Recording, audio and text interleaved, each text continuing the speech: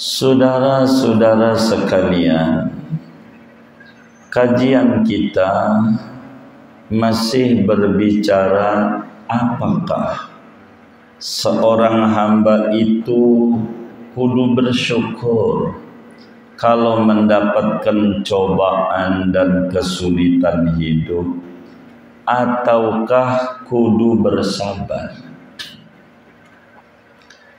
Ketika orang mendapatkan kesulitan, ketika orang mendapatkan kepayahan dalam hidupnya, mendapatkan ujian dan musibah dalam hidupnya, baik pada diri, pada keluarga, atau pada harta benda, apakah mesti ketika mendapat cobaan itu bersyukur? Ataukah tindakan yang benar adalah bersabar? Kata sebagian ulama, maka nikmat itu, ujian itu harus disyukuri dari segi hikmah yang timbul daripada kesulitan. Adapun dari segi musibah dan kesulitannya mesti bersabar.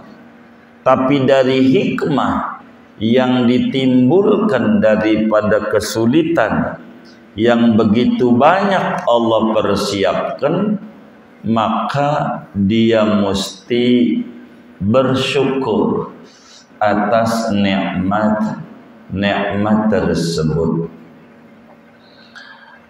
Imam Ibnu Umar radhiyallahu ta'ala anhuma, beliau pernah menyatakan bahwa setiap saya mengalami musibah, di dalamnya ada 4 macam nikmat yang Allah sudah persiapkan buat diri saya, yang mesti musibah itu adalah satu pisau bermata dua. Dari satu sisi musibahnya kudu disabari, tapi dari sisi hikmah yang ditimbulkan dari musibah itu mesti disyukuri. Setidak-tidaknya ada 4 musibah, ada 4 nikmat manakala orang mendapat musibah. Contoh, dia dagang rugi, Gojek nggak dapat duit, hari ini ngebit kata dia sial mulu, nggak dapat. Paling enggak daripada musibah yang ada 4 nikmat yang Allah berikan. Yang pertama adalah musibahnya bukan pada agama, pada Gojek enggak dapat pelanggan aja, itu urusan dunia. Kedua, nikmatnya tidak diberikan ujian yang lebih berat. Timbang gak dapat duit masih mending Gojek. Kalau motornya hilang nggak bisa ngojek sama sekali, masih mending. Ketiga, diberikan keridhaan sama ketentuan Allah, dan keridhaan itu nikmat besar dari Allah. Keempat, ada ganjaran pahala besar yang Allah persiapkan bila kemudian nerima daripada musibah yang ada. Nah, malam hari ini saudara, kita akan berbicara bagaimana menghadapi musibah. Apakah di dalam menghadapi musibah itu haruslah kita bersyukur? Maka senada dengan kalamnya Ibnu Umar, kata Imam Ghazali, kalau kita dapat musibah, Allah subhanahu wa ta'ala berikan nikmat yang banyak di balik musibah, sehingga bakal muncul kesabaran, di dalam menghadapi musibah yang ada. Yang mana itu? Ketika dapat musibah, tanemin di hati annatil kasyiddata zailah ghairu daimah. Tanemin di hati bahwa musibah yang ada, ujian yang ada itu akan sirna, tidak akan abadi. Dunia ini sifatnya sementara, ujian juga sementara, sementara doang. Enggak ada yang namanya ujian abadi, enggak ada. Ujian sementara. Kalau sementara, jangan distresi seperti kaya-kayanya abadi. Orang dunianya aja sementara. Dunia, ujian di dunia juga bersifat sementara. Sebentarlah. Ya, sampai 14 Februari lah paling. Sabar. Begitu. Jangan dicatat. Pak Ngadi mau catat aja yang bagian begini aja. Udah mah dicatat aja.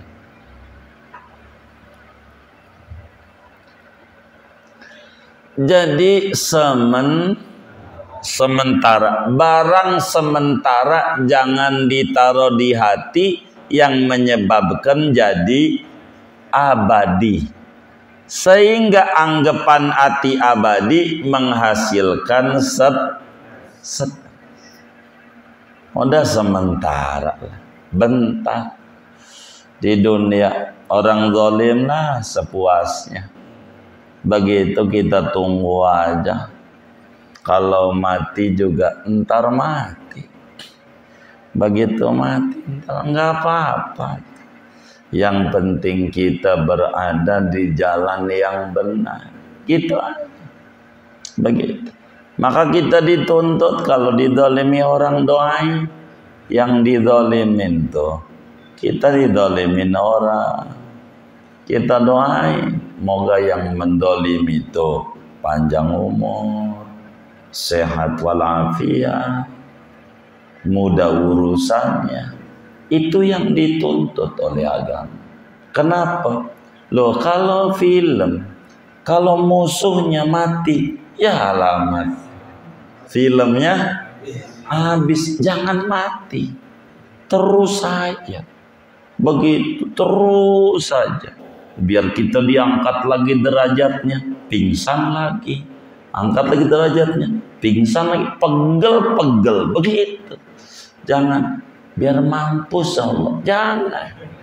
Ini nggak benar. Doain biar panjang umur. Ini orang ini dengki. Nggak ada benarnya kita di mata dia. Ya Allah, moga panjang umur tuh orang. Jadi biar kita diangkat lagi derajatnya sama Allah. Pegel lagi, diangkat lagi, pegel lagi.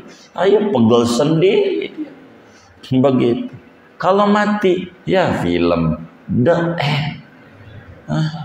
Begitu. Benar nggak? Lah, lihat film-film tuh. Kalau musuhnya udah mati, tamat. Terus saja. Jadi filmnya masih berseri, masih panjang. Doain biar panjang umur. Begitu. Enggak disumpahin aja itu yang jahat-jahat. Jangan. Mau ngapain? Jangan, biarin panjang. Nanti akan malu sendiri kalau tahu yang sebenar-benarnya. Begitu. Hidup tuh begitu. Lah orang ngatain pakai mulutnya, biarin aja. Begitu. Karena apa? Yang namanya kesulitan dunia tuh zailatun, akan sirna, tidak bakalan abadi. Enggak bakalan abadi. Itu satu. Yang kedua, bahwa kesulitan dan musibah sebenarnya datangnya dari Allah. Qul la yusibana illa ma kataballahu lana huwa maulana. Tidak akan menimpa kepada kita kecuali sesuatu yang telah digariskan oleh Allah. Artinya anggap aja dicubit sama pacar. Jadi kita dicubit sama pacar kita, sakit nggak? Yang bener nih. Oh berarti nggak pernah punya pacar berarti. Gitu. Dicubit sama pacar sakit nggak? Enggak. Oh berarti ini nggak pernah pacaran. Dicubit sama pacar sakit nggak? Hah? Sakit nggak? Sakit. Tapi dirasa nggak? Enggak. Kenapa nggak dirasa? Hah? Sayang cubitannya. Itu. Ini yang nyubit Allah. Yang ngasih ujian Allah hakikatnya. Ya udah Allah mah yang kita cintai, enggak apa-apa. Ya dicubitnya mau sakit. Dari zat ujiannya mah kudu sabar. Tapi dari hikmah yang ditimbulkan kudu bersyukur. Sebab yang ngasih cobaan adalah Allah. Allah. Ngapa dibanting-banting? Anggap aja bola pingpong. Dibanting kenceng biar tinggi. Begitu nggak apa-apa. Mau ditinggikan derajatnya sama Allah biarin. Begitu. Nggak apa-apa. Wa in kanat bisa babi makhluk.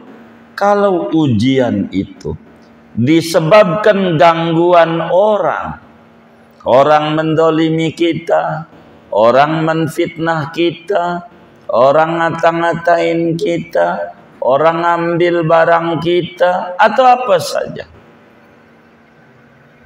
Sebabnya makhluk, maka yakini itu semuanya menguntungkan kita dan merugikan dia.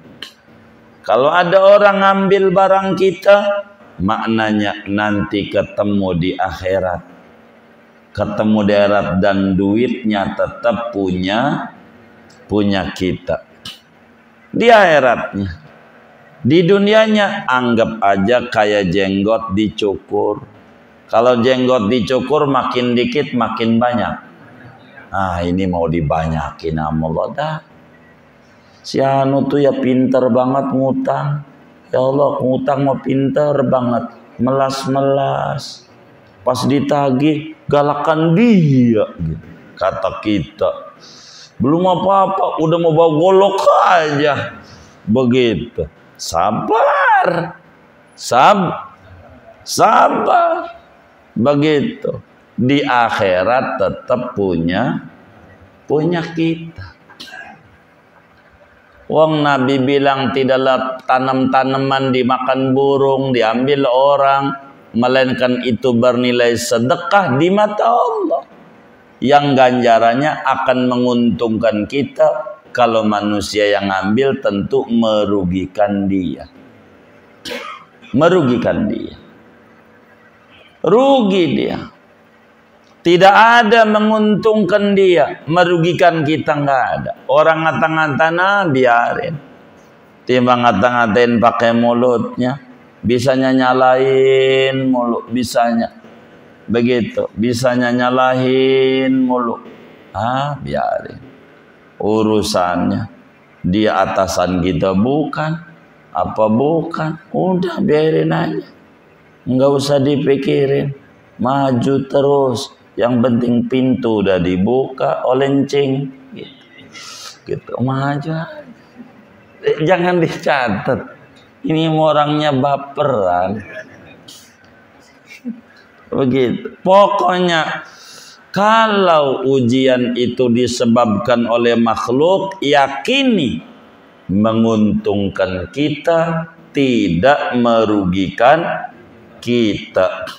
Justru merugikan dia, tidak merugikan kita. Itu begitu. Apa aja. Lihat bagaimana Nabi dikata-katain oleh Abu Jahal, oleh Abu Lahab, macam-macam. Kan Nabi dikenal akhlaknya baik. Tetap aja Abu Jahal juga mati juga.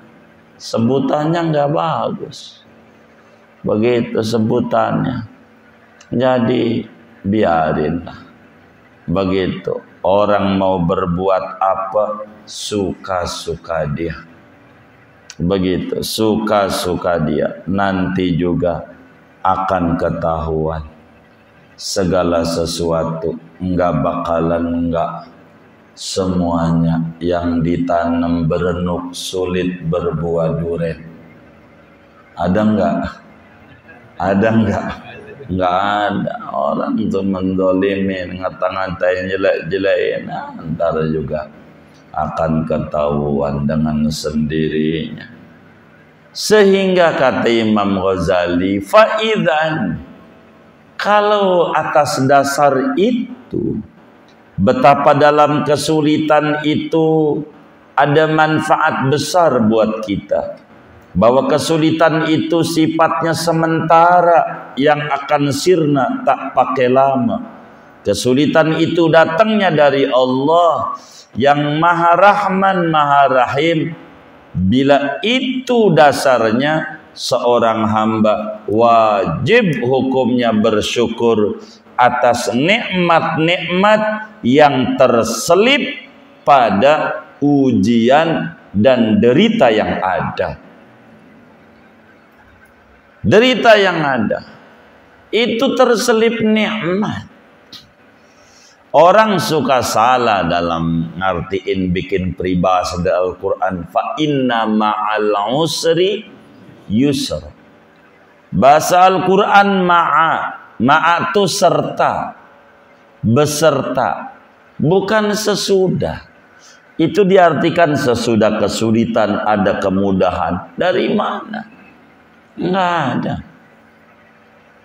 Fa inna ma'al usri yusra, bukan fa inna ba'dal usri yusra, bukan. Sesungguhnya ba'dal usri, sesudah kesulitan, enggak ada. Ma'al usri, di balik kesulitan aja ada kemudahan. Di balik artinya di dalam, bersamaan kesulitan itu sebetulnya ada nikmat-nikmat dari Allah yang mendatangkan kita untuk menuju sebuah kemudahan. Kalaulah kita menyadari dari kesulitan ini Allah bisa lebih berat dari ini, jadi ringan. Fa inna ma'al usri yusra. Bahwa ini yang menguji adalah Allah. Fa inna ma'al usri yusra. Bahwa ada orang ngata-ngatain gak bakal merugikan kita. Fa inna ma'al usri yusra. Bahwa di dalam musibah ini ada ganjaran besar. Fa inna ma'al usri yusra. Begitu. Bukan fa inna ba'dal usri yusra. Sesungguhnya sesudah kesulitan. Sampai kapan? Karena diartikan sesudah, sampai kapan? Nunggu kelar ini. Dia salah. Saat kesulitannya aja ada banyak kemudahan dari Allah. Renungi kalamnya Ibnu Umar. Renungi kalam yang malam hari ini pelajari. Betapa banyak seorang hamba kudu bersyukur terhadap nikmat di balik musibah, bersamaan musibah di balik itu. Jadi dalam setiap musibah ada hikmah, bukan sesudah musibah ada hikmah, bersama musibah ada hikmah. Kemudian kata Imam Ghazali, guru kami mengata bahwa kesulitan-kesulitan duniawi yang dihadapi oleh seorang hamba, mesti si hamba wajib bersyukur atas ditimpa kesulitan tersebut. Kata ulama yang lainnya, dan ini adalah paling afdal menurut guru kami, kata Imam Ghazali Abu Bakar Al-Warraq, bahwa kesulitan-kesulitan, musibah-musibah yang menimpa seorang hamba, wajib si hamba tuh bersyukur atas ditimpa musibah tersebut. Kenapa? Karena musibah-musibah yang ada hakikatnya nikmat-nikmat besar yang kalau dibukakan mata hatinya, oh ini hasilnya. Begitu. Ini hasilnya. Setiap musibah yang menimpa seorang hamba, di sana ada nikmat yang mana si hamba kudu bersyukur atas nikmat-nikmat tersebut. Buktinya, dalam setiap musibah yang menimpa kepada seorang hamba mendatangkan manfaat yang besar dari Allah. Satu keuntungannya, ada banyak keuntungan yang besar. Mana keuntungannya?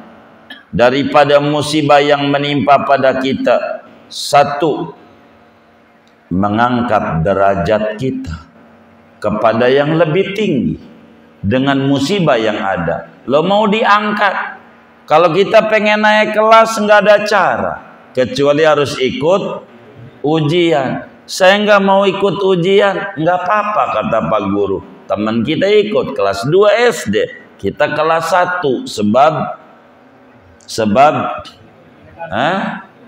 enggak ikut ujian. Tahun besok lagi hindarkan kami Pak Guru dari ujian. Maka kita enggak ikut ujian, teman kita kelas 3, kita kelas 1. Kenapa? Enggak ikut ujian. Tahun besok lagi Pak Guru hindarkan kami dari ujian. Teman kita sampai lulus SD, kita kelas 1. Teman kita sampai sarjana, kita kelas, sebab kita enggak ikut ujian. Siapa tuh yang doanya, Tuhan hindarkan kami dari ujian? Ya alamat, ini orang cerdas orang kagak nih? Kagak, kelas 1 mulu, kagak naik-naik kelas karena minta dihindarkan. Nah, orang dunia negeri ujian, hindarkan. Beri mata hati kami melek, hikmah apa di balik setiap ujian yang ditimpakan. Begitu. Itu yang paling penting. Ada keuntungan besar. Satu, mengangkat derajat kita. Dua, menghapus dosa kita. Kalaulah kita termasuk orang yang dosanya banyak, diuji biar rontok dosa kita. Bagus. Tidaklah hamba sakit melainkan dosanya diangkat dari si hamba. Begitu, diangkat dosanya. Apakah kita dosanya dibuang-buangin itu enggak menguntungkan?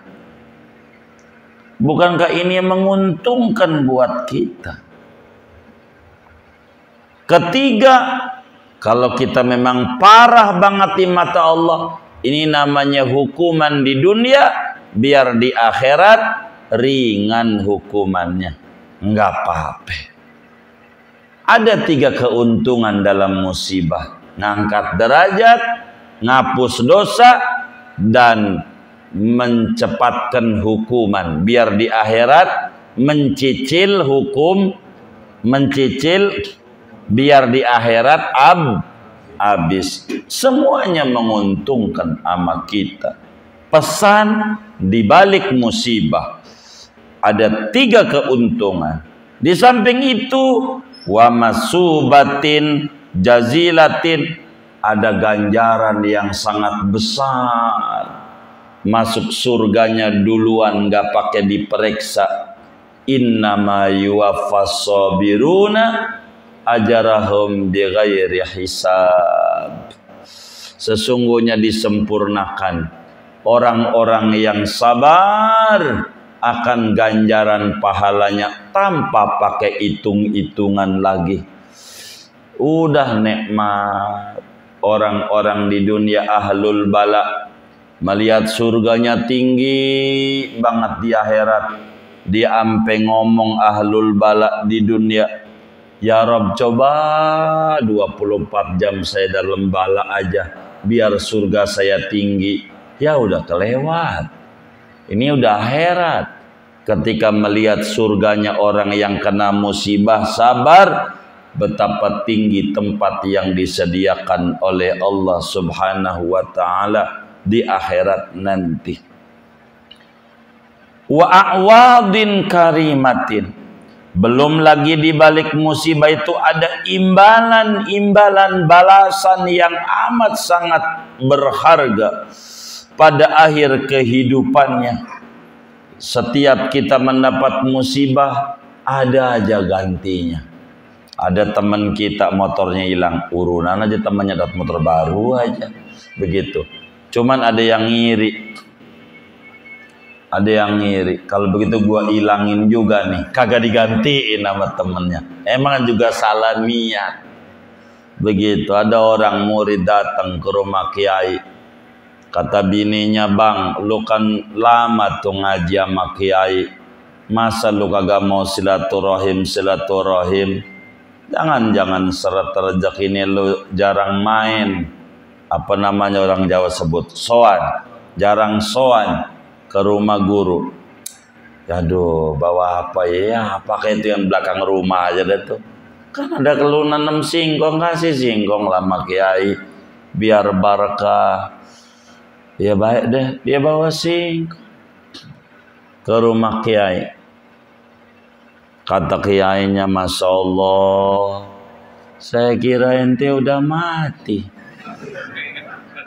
Iya, karena jarang main. Masih hidup, alhamdulillah, bayai, romo yai masih hidup. Begitu, ya Allah, begitu. Akhirnya Romo Yai bilang sama dia waktu pamit sama bininya, ma ini Masya Allah, dulunya rajin di pondok, bantu-bantu, kasih sih apa ya? Ya yang ada apa? Ya yang ada kambingnya, kasih kambing nggak apa-apa biar subur. Kasih dia kambing, nih kambing. Biar subur, moga kamu ada rezekinya dari kambing ini, kamu urus saja. Dia tenteng dari Kiai dapat kambing. Ketemu temannya dari mana? Dari rumah guru. Emang juga bener juga kata Nabi, silaturahim itu meluaskan rezeki, manjangin umur. Soan rumah guru, alhamdulillah dapat kambing. Emang lu bawa apa? Singkong. Oh, singkong. Dapat kambing. Iya baik. Saya juga emang lama juga nggak sowan ke rumah Yai. Maka dia akhirnya bawa kambing dua bawa kambing tenteng ke rumah Yai. Kata Bu Nyai, emang juga kalau sedekah ada, iya Allah ganti sedekah kambing satu dapat dua baru sehari. Emang juga begitu. Bersyukur tuh, begitu berkat sedekah begitu. Akhirnya duh, lo lama gua kira mati ya, makin enggak ya, maafi sibuk banget. Begitu lagi kasagosok ini sekarang saya alhamdulillah ya udah daftar. Begitu kata dia, ya udah kata kiai, kasihlah hadiah. Itu dia apa ya, yang ada singkong, maka dikasih singkong sama Bu Nyai. Kata dia, daya gua kasih kambing dua dapat singkong. Emang juga lu mengiri, enggak tulus. Kalau dia mah tulus ngebawanya, maka dapatnya besar. Jadi ini mau karena kagak ikhlas. pengen dapat ganti, sebab lu pikirannya lagi singkong dapat kambing 2 paling dapat sapi, kan begitu lu pikirannya. Karena lu pikirannya salah, akhirnya dapatnya singkong. Oh nanda, syukuri aja. Begitu salah niat. Ada ganti yang lebih besar dalam setiap musibah yang menimpa kita. Mana lagi nikmat yang lebih besar daripada manfaat yang timbul daripada musibah, ganjaran besar yang disediakan oleh Allah, ganti yang istimewa pada akhir kemudiannya. Ini kan nikmat-nikmat besar. Agar supaya mudah, kata Imam Ghazali, saya berikan ilustrasi, contoh. Itu memberikan contoh tuh biar paham. Begitu, memberikan contoh. Kita sakit, dikasih obat, pel pahit banget. Apel tuh, kita nggak mau minumnya. Mana gede, udah pasti pahit. Begitu. Mana kita kudu disuntik. Suntiklah kan ditusuk jarum, sakit. Tapi sakitnya dengan minum obat, sakitnya disuntik, ini akan membawa pada sehat, membawa pada enak badan. Habis dibekam enak, habis diurut enak.